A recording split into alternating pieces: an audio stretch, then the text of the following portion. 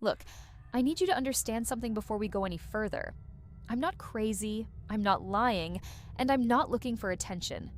What I'm about to tell you is going to sound absolutely insane. I know that, because I lived it, and I still have trouble believing it happened. But somewhere out there, right now, at a bus stop that shouldn't exist, there's a bus that runs a route to nowhere.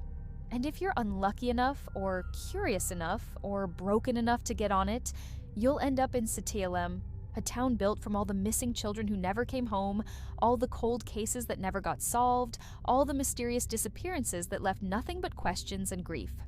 I used to think I had a pretty good handle on reality. I covered true crime stories for almost 10 years, investigated unsolved cases, interviewed families of vanished kids, spent countless hours piecing together timelines and evidence and witness statements. I thought the worst thing about those cases was not knowing, the torture of unanswered questions, the agony of permanent uncertainty. I was wrong. The worst thing is finding out the truth and realizing that not knowing was actually mercy, that some answers are worse than any question. Because Satiyalem is real. It exists in the cracks between what we believe is possible and what actually is. Fed by our collective fascination with the missing, growing stronger with every shocking revelation that goes viral, every documentary that asks whatever happened to, and never gets an answer. 3 months ago, or 3 years ago, depending on which version of time you believe, I made a decision that destroyed my life and opened my eyes to something I desperately wish I could unsee. I researched Satiyalem the way I'd researched hundreds of other urban legends and conspiracy theories, with skepticism, with professional detachment, with the absolute certainty that I'd find nothing but creative fiction and collective delusion. And then I found the bus schedule, and the forum posts from people who claimed they'd been there, and the patterns in missing persons cases that all pointed to the same impossible conclusion. So I did what any good journalist would do. I decided to investigate firsthand. I went to that corner at 11:47 p.m. on a Thursday night, and when that bus appeared out of nowhere with its flickering destination sign, I got on. And I found out that sometimes the only thing more terrifying than a child disappearance is discovering where the children actually went. Look, I know this sounds completely insane, but I need you to hear me out because what happened to me 3 months ago changed everything I thought I knew about reality. I was scrolling through this obscure forum about mysterious disappearances when someone mentioned a bus route that supposedly went to a place called Satiyalem, a town that doesn't appear on any map, any GPS system, or any government record. Most people laughed it off as just another internet hoax, another cold case conspiracy, but something about it felt different. The way people described vanished kids showing up there, the way missing persons from unsolved cases allegedly ended up in this place. It was too specific, too detailed to be completely made up. I'm a journalist, or at least I was before this happened, and I've covered true crime stories for almost a decade, so my instinct for what's real versus what's fabricated is pretty sharp. But this felt like something I needed to see with my own eyes. The bus stop wasn't where it was supposed to be, at least not initially. The instructions I found said to wait at the corner of 5th and Madison at exactly 11:47 p.m. on a Thursday. But when I showed up, there was nothing there except an empty street corner with a broken streetlight. I felt like an idiot standing there in the cold, checking my phone every 30 seconds, wondering if I just wasted my evening chasing another dead end. Then, right at 11:47, I heard it. The sound of an engine that seemed to come from everywhere and nowhere at once. When I looked up, there it was. An old bus with tinted windows so dark you couldn't see inside, and a destination sign that flickered between random letters before finally settling on Satiyalem. My heart was pounding so hard I could feel it in my throat. Every rational part of my brain screamed at me to walk away, to go home, to forget this whole thing, but you know what? I got on that bus. The driver didn't look at me, didn't acknowledge my existence at all.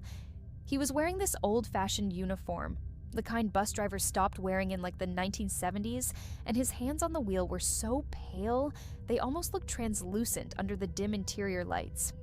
I tried to pay the fare, but he just stared straight ahead like I wasn't even there. The bus was mostly empty except for maybe 4 or 5 other passengers, and here's the thing that made my skin crawl. None of them were moving. I don't mean they were sitting still. I mean they weren't breathing, weren't blinking, weren't doing any of those tiny, unconscious movements humans do. They looked like mannequins, like props placed there to create the illusion of normalcy. I took a seat near the back, pulling out my phone to document everything, but the screen wouldn't turn on no matter how many times I pressed the power button. As the bus pulled away from the stop, I noticed we weren't following normal roads anymore. The streets outside the window started to look unfamiliar, then impossible. Buildings that twisted at angles that shouldn't exist, streetlights that cast shadows in the wrong directions, intersections where the same corner appeared 4 times.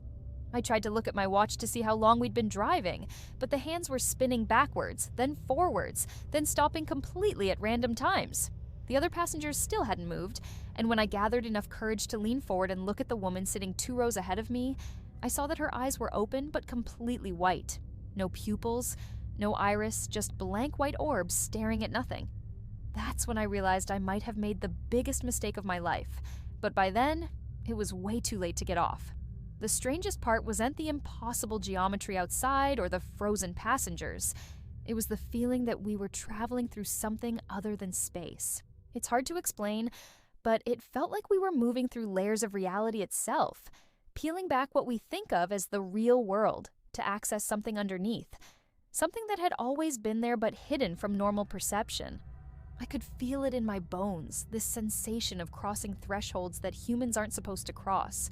And then, after what felt like both 10 minutes and 10 hours simultaneously, the bus slowed down, the doors hissed open, and I saw it through the window. A town that glowed with a sickly yellow light, where the buildings seemed to breathe and the streets moved like living things. I stepped off that bus onto pavement that felt too soft, like walking on flesh, disguised as concrete, and the moment my feet touched the ground, I heard the doors slam shut behind me with a finality that made my stomach drop. When I turned around to look back at the bus, those mannequin-like passengers were suddenly moving. Their heads all turned in perfect synchronization to stare directly at me through those tinted windows. Their white eyes seemed to glow in the darkness, and I swear I could feel their gaze penetrating through my chest, examining something deep inside me that I didn't even know existed. The bus didn't drive away normally.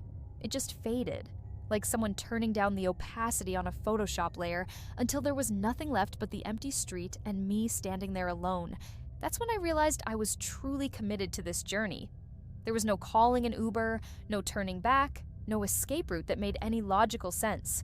The air in Setilium tasted wrong, metallic and sweet at the same time, like blood mixed with honey, and every breath felt heavier than it should. I could hear sounds coming from everywhere, children laughing, but the laughter had an echo to it that made it sound like it was coming from underwater or from a great distance, even though it seemed to be right next to me.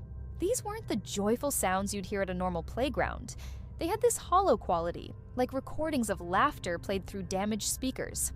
I later learned these were the echoes of vanished kids, children who disappeared from our world decades ago, but whose presence somehow remained trapped in this place. The mysterious disappearances that true crime podcasts obsess over, those cold cases that never get solved. Some of them end here, in Setilium, where the missing persons don't exactly live, but don't exactly cease to exist either.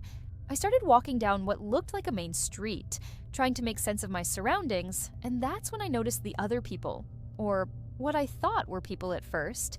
They walked in strange patterns, never in straight lines, always moving in spirals and figure eights, like they were following invisible tracks painted on the ground. Some of them looked solid and real, while others appeared translucent, flickering in and out of visibility like bad television reception. I tried to make eye contact with a woman who was walking toward me, and when our eyes met, her face literally glitched. Her features rearranged themselves for a split second, showing me what looked like dozens of different faces occupying the same space, like she was every missing person who'd ever vanished superimposed into one body. That's the thing about Setilium that I need you to understand. The people here aren't exactly inhabitants. They're more like recordings. Impressions left behind by souls who got caught between dimensions. One figure caught my attention specifically, a young man, maybe 25, wearing clothes from what looked like the early 2000s, standing at a corner just staring at a storefront window. I approached him slowly, my journalist instincts kicking in despite my terror, and asked if he could help me find somewhere to stay for the night. He turned to look at me, and his eyes were normal. Thank God they were actually normal human eyes. But there was this devastating sadness in them that made me want to cry. He told me his name was Marcus, that he'd been here for what felt like 3 days, but was actually 17 years, and that he'd gotten on the same bus I did back in 2007 after reading about Setilem in an old conspiracy theory chat room. The shocking revelation hit me like a freight train. Time doesn't work the same here, and everyone who arrives in this town becomes trapped in a temporal loop where years feel like days and days feel like eternities. Marcus explained that the passengers on the bus, those frozen, wide-eyed things I'd seen, were people who tried to leave Setilem and failed. The town doesn't just let you go. It consumes part of your consciousness, your sense of self, and turns you into one of those empty vessels that ride the bus forever, forever searching for an exit that doesn't exist. He'd seen it happen to others, watched as people who'd been here too long slowly lost their humanity, their memories, their names, until they became those hollow things with empty eyes. The child disappearance cases I'd researched, those unsolved cases where kids just vanished without a trace, many of them were here, he said, trapped in a part of town he called the forever playground. But here's what really terrified me. Marcus told me that if I wanted to understand what Setilem really was, and maybe find a way out, I needed to see that playground for myself. Needed to understand that this place fed on something specific, something that missing children had in abundance. Marcus led me through streets that seemed to rearrange themselves when I wasn't looking directly at them, and I kept having this disorienting sensation that we were walking in circles even though the buildings around us kept changing. He explained that Setilem exists in what he called the crack between realities, a space that forms when enough people believe in something that doesn't officially exist, when enough missing persons cases go unsolved. When enough vanished kids never get found, their collective absence creates a kind of gravitational pull that manifests as a physical place. It sounds absolutely insane, I know, but after everything I'd seen, I was ready to believe just about anything. He told me that the town's borders were invisible but very real, that you could feel them when you crossed from one district to another, each zone representing a different layer of disappeared existence. The closer you got to the center of Setilem, the more unreal things became, the more reality itself started to break down into its component parts. As we walked, I noticed that my own body was starting to feel strange, lighter somehow, less solid, like I was slowly becoming one of those translucent figures I'd seen earlier.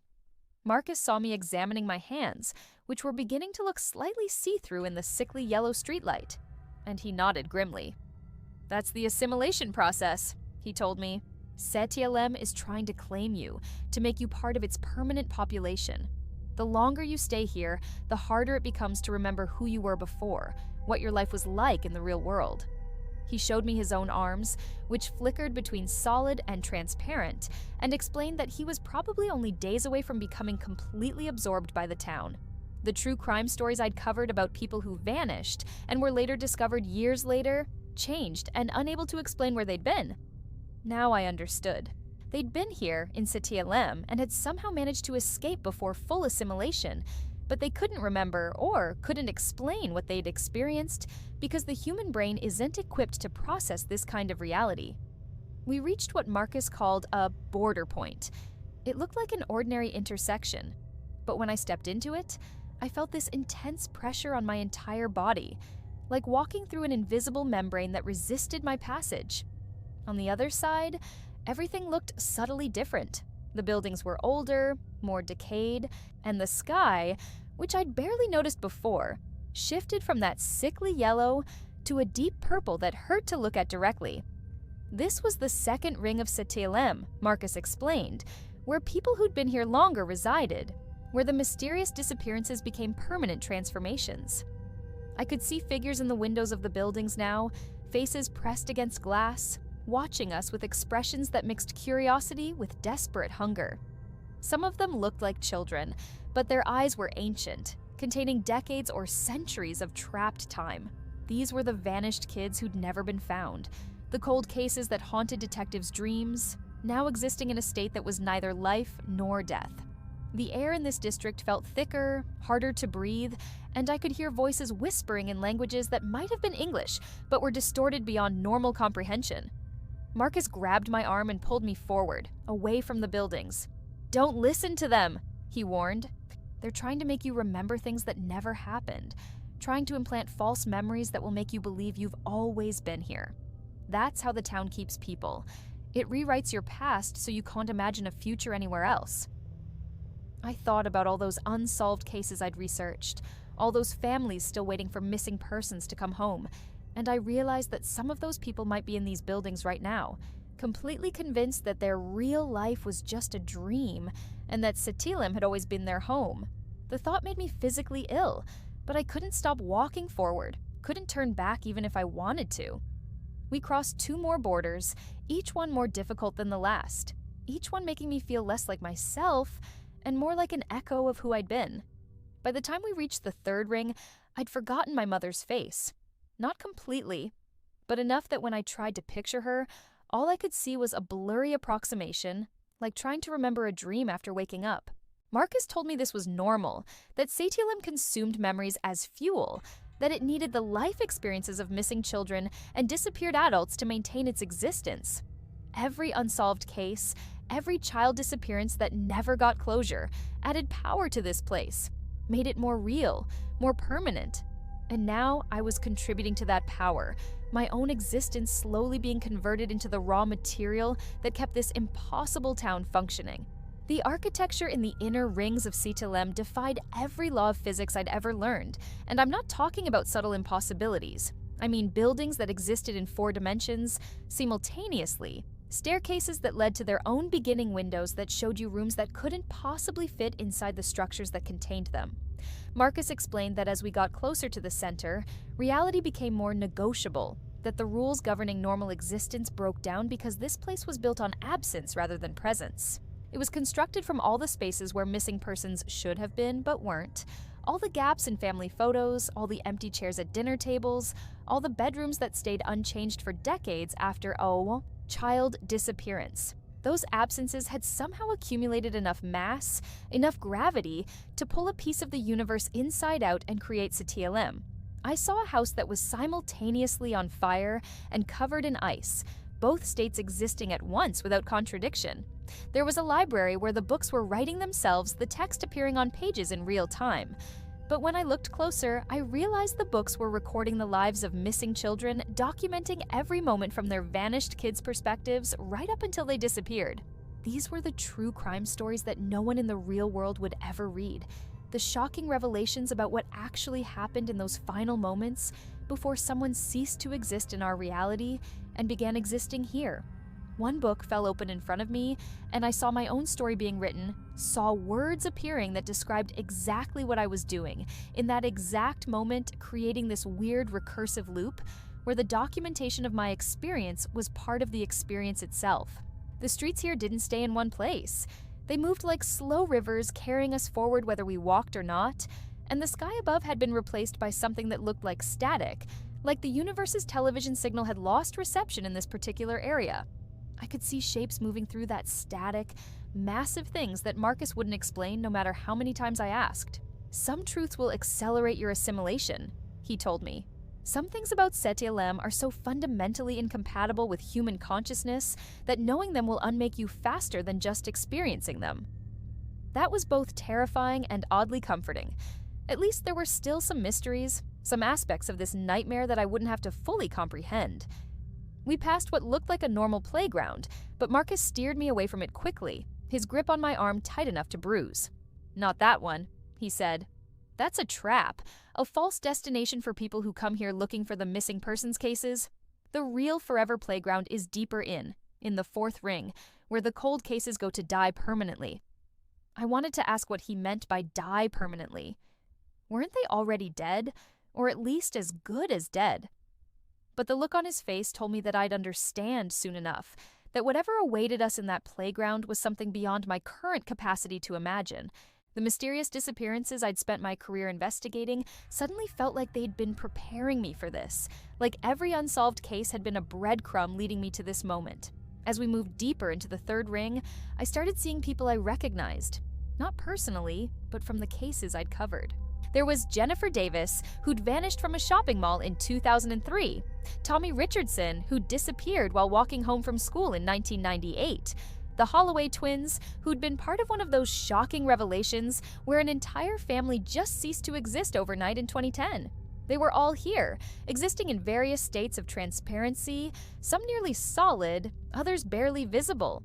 None of them seemed to recognize each other or themselves, and when I tried to approach Jennifer to tell her that her family was still looking for her, Marcus pulled me back. "She doesn't remember being Jennifer," he said quietly. "She's been here so long that she's forgotten her name, her family, everything except CTLM.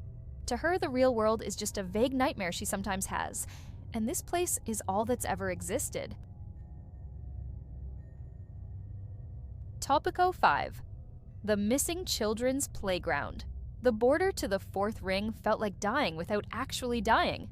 I had to close my eyes and hold my breath as we crossed, and even then, I felt parts of myself being peeled away, memories and experiences being extracted, like someone was unzipping my consciousness.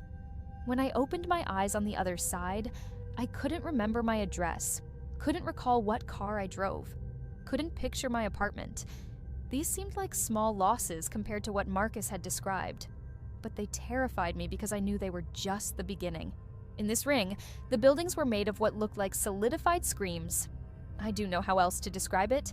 Structures that emanated despair so thick you could almost see it in the air like visible radiation. And in the distance, I could hear it. Children playing, children laughing, children calling out to each other in games that had been going on for decades. The Forever Playground sat in the center of a circular plaza, surrounded by those impossible buildings, and it looked almost normal at first glance. Swings, slides, a merry-go-round, all the standard equipment you'd find in any small-town park. But as we got closer, I started noticing the details that made it wrong. The swings moved with no one on them, pushing themselves in perfect rhythm like invisible children were playing. The slide's surface showed reflections of kids sliding down, but when I looked at the actual slide, it was empty. The merry-go-round spun constantly, never slowing down, never speeding up, just maintaining this eternal rotation that seemed to exist outside of time. Marcus told me this was where the vanished kids ended up, where the child disappearance cases that had haunted investigators for generations ultimately led. Not death, not abduction in the traditional sense, but this.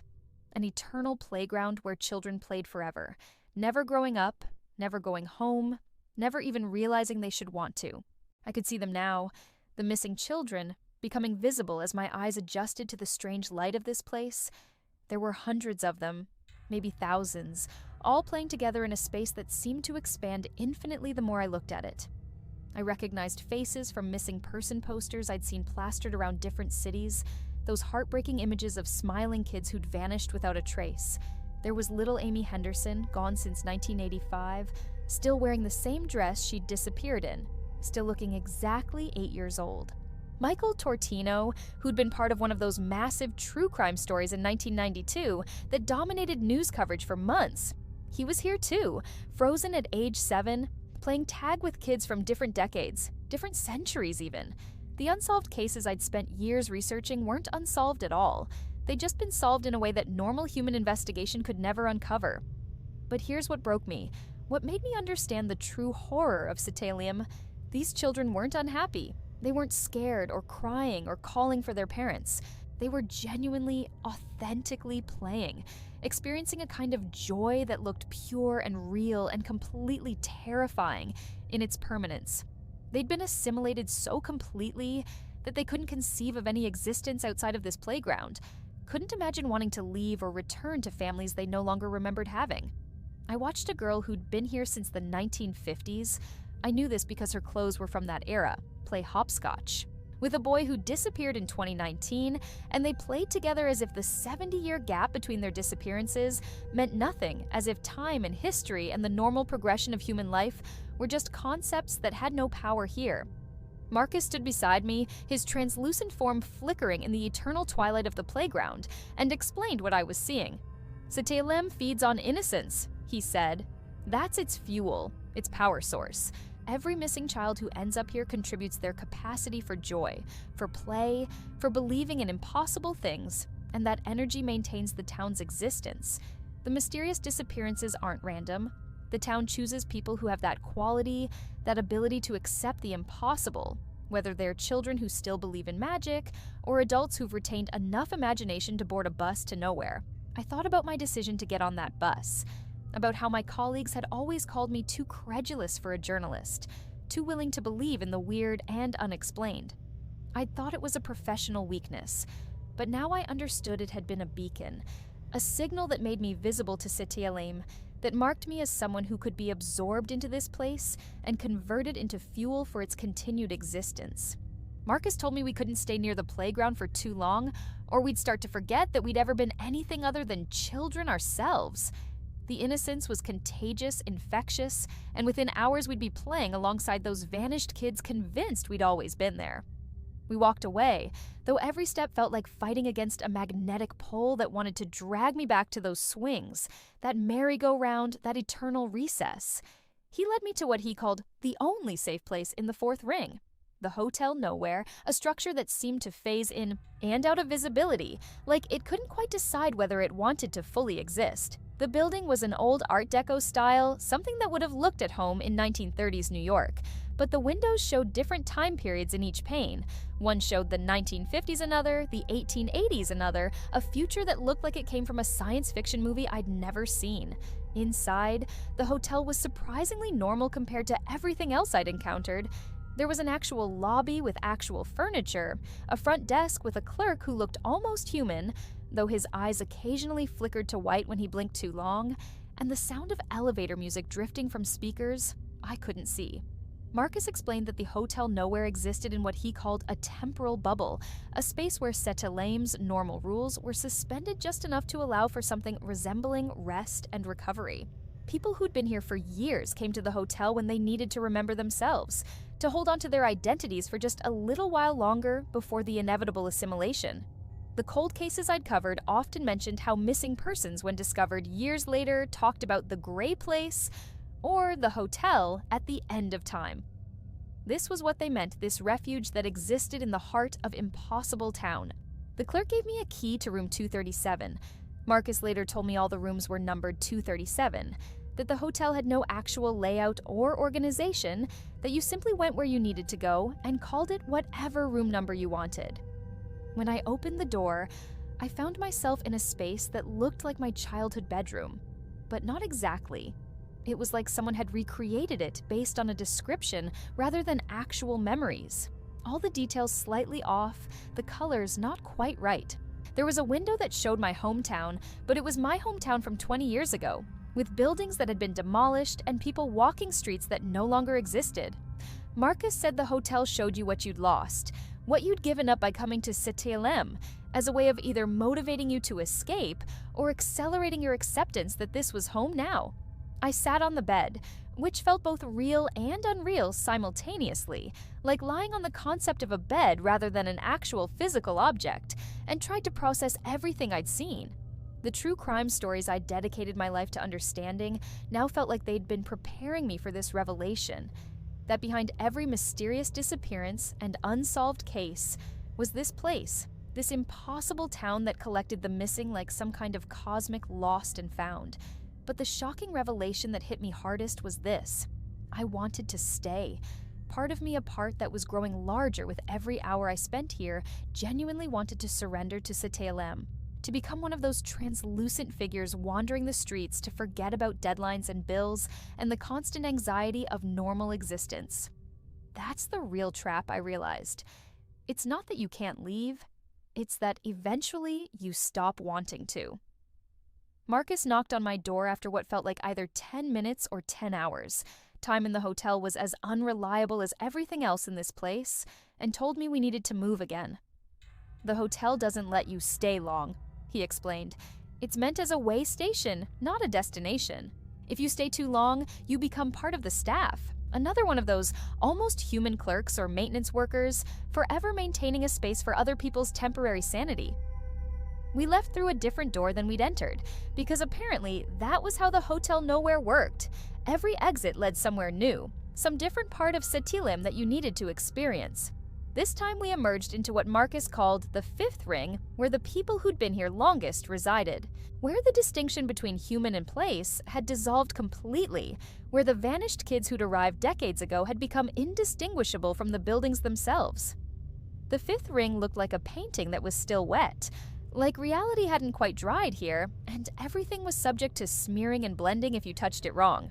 The residents, if you could still call them that, existed in states that challenged my understanding of what it meant to be a person.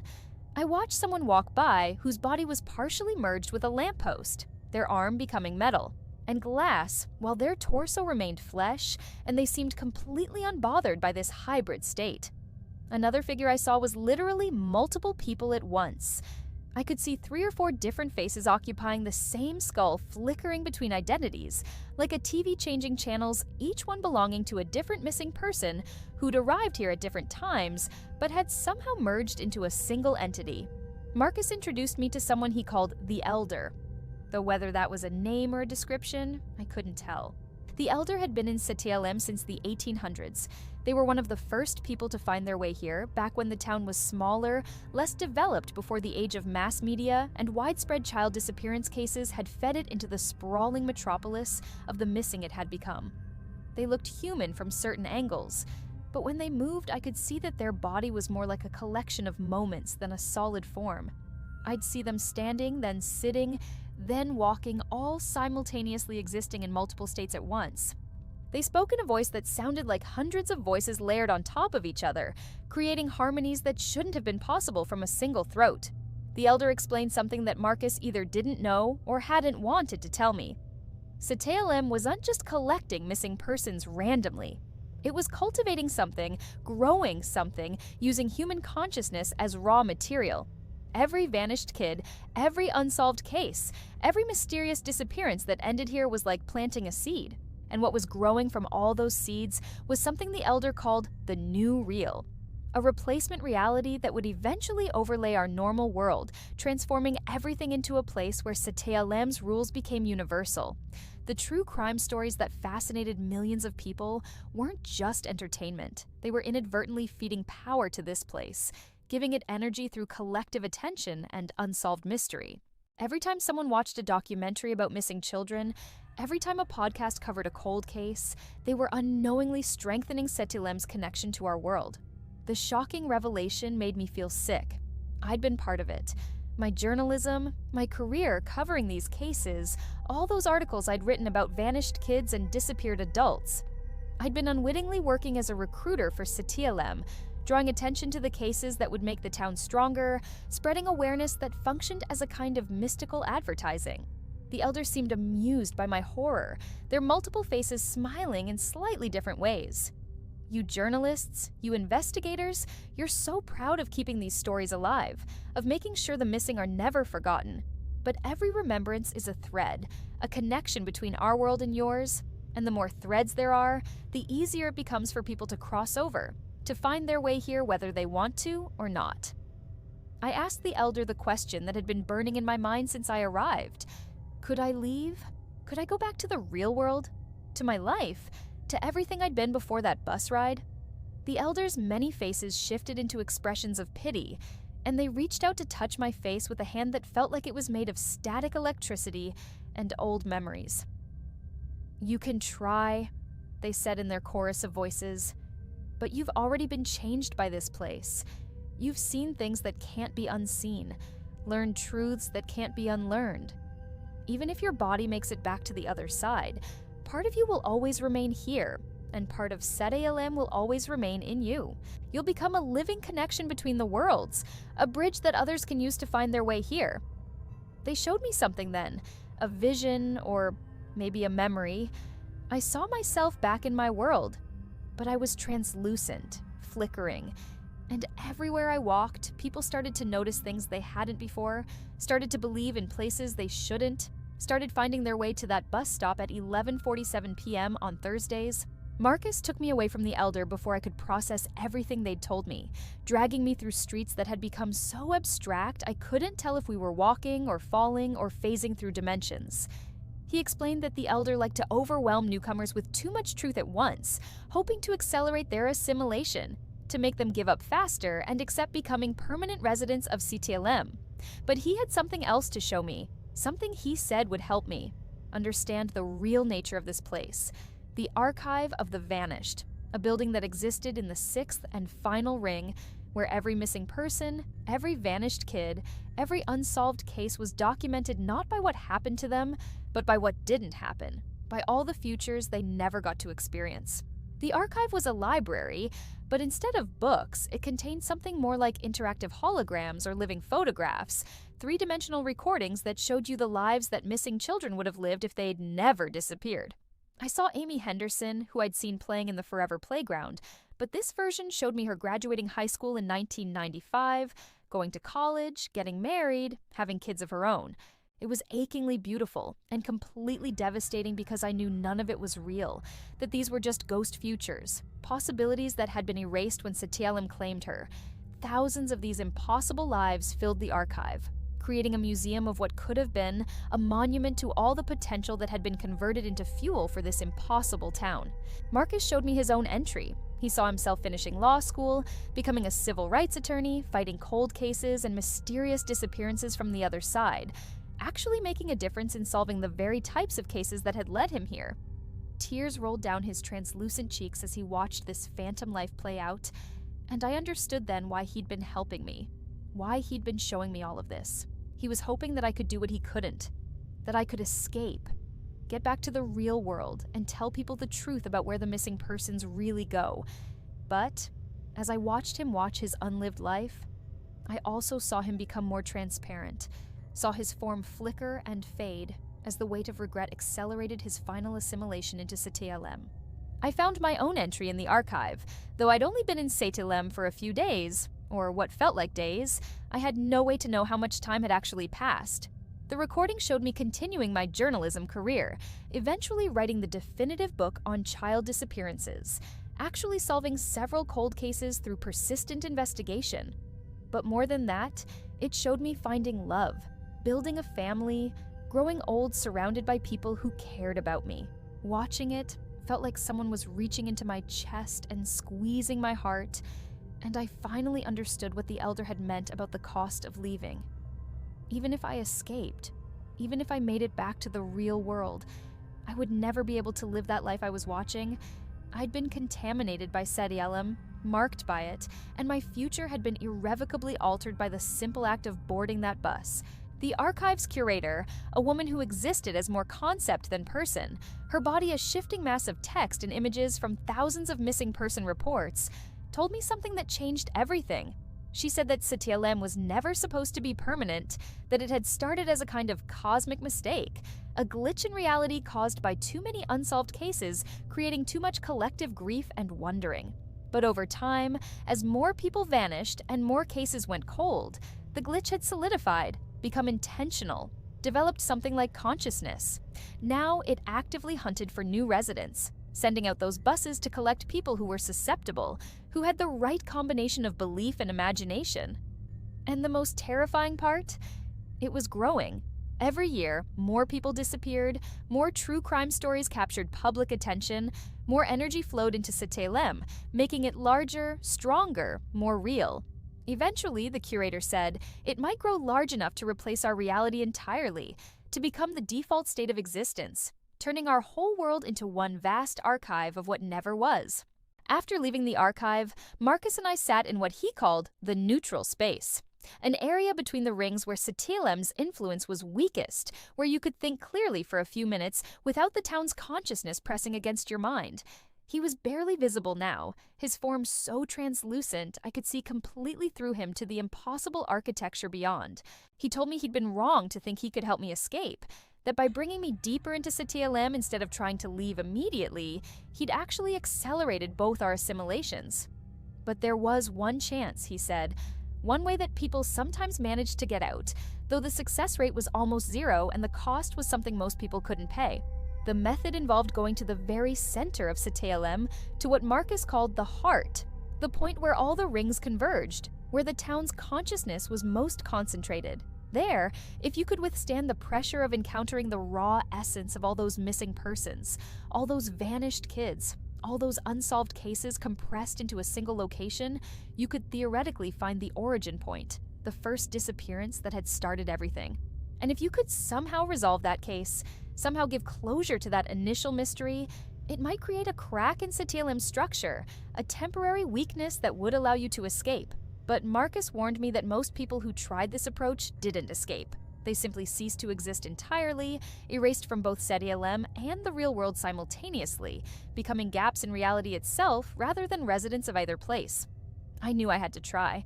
Not because I was brave, I wasn't. I was terrified beyond anything I'd ever experienced. But because I understood now that every day I stayed made it less likely I'd ever want to leave. I could feel Satialim's influence growing stronger in my mind, making my old life seem increasingly like a dream I'd once had, making this impossible town feel more and more like home. Marcus tried to come with me, but when he attempted to stand, his body simply dispersed like smoke, his consciousness finally giving up its fight against assimilation. His last words to me were a warning. Don't look at it directly. The heart will show you everything all at once. Every missing child, every cold case, every mysterious disappearance, all the shocking revelations about where everyone really goes. If you look directly at it, you'll understand everything, and that understanding will destroy whatever makes you human. The journey to the heart was short in terms of distance, but felt infinite in terms of experience. With each step, I felt layers of my identity peeling away. First my name, then my profession, then my memories of specific people and places, until I was walking forward on pure instinct alone, guided by nothing but a vague sense that there was somewhere I needed to be. The rings of Setialem collapsed inward as I walked, the impossible architecture folding into itself like origami in reverse, until I stood before something that my brain couldn't properly process. The heart looked like a child, or maybe it was thousands of children overlapping all the vanished kids existing simultaneously in one form. But it also looked like a doorway, and a scream, and a question that had never been answered, and the absence of something that should have been present all at the same time. I remembered Marcus's warning and kept my eyes averted, looking at the heart only in my peripheral vision, catching glimpses without trying to fully comprehend what I was seeing. And there, in those sideways glances, I found what I was looking for.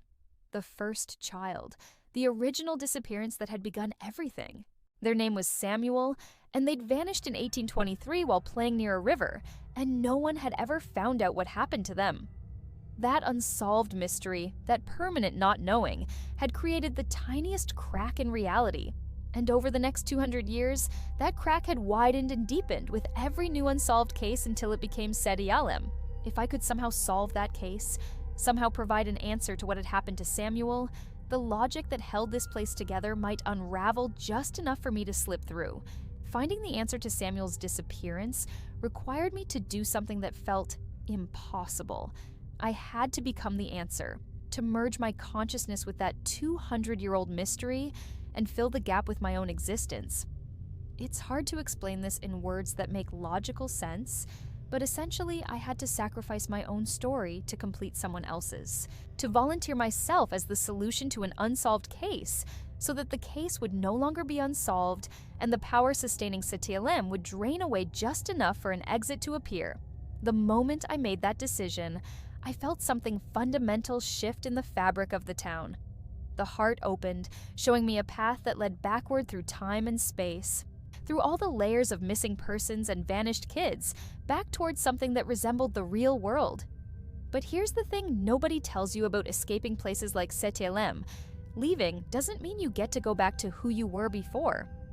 As I walked that path, I could feel parts of myself staying behind, pieces of my identity being absorbed by the town as payment for my exit. I lost my ability to feel certain emotions. Joy felt muted now, like experiencing it through thick glass. I lost memories of specific people, faces that I knew were important, but couldn't quite place anymore.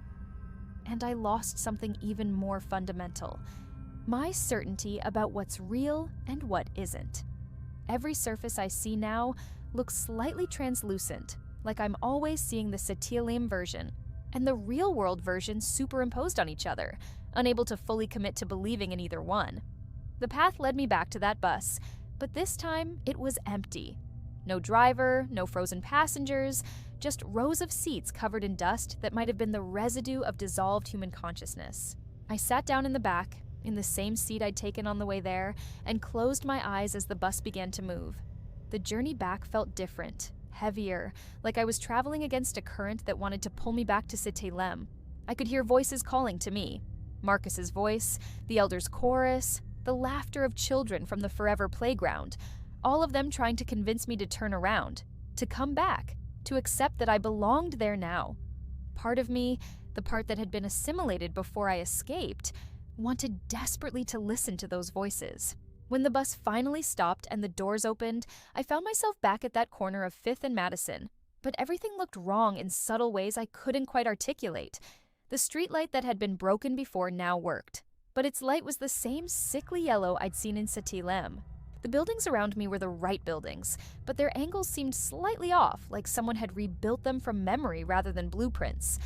And when I checked my phone, which miraculously worked now, I discovered that 3 years had passed in the real world, not the few days I'd experienced in that impossible town. 3 years of my life gone, converted into the time dilation that made Cité-Lem function.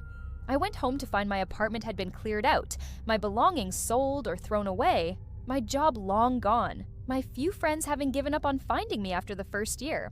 I was one of those cold cases now, one of those mysterious disappearances that had been resolved in the most unsatisfying way possible. I'd come back, but I couldn't explain where I'd been, couldn't make anyone believe what I'd experienced.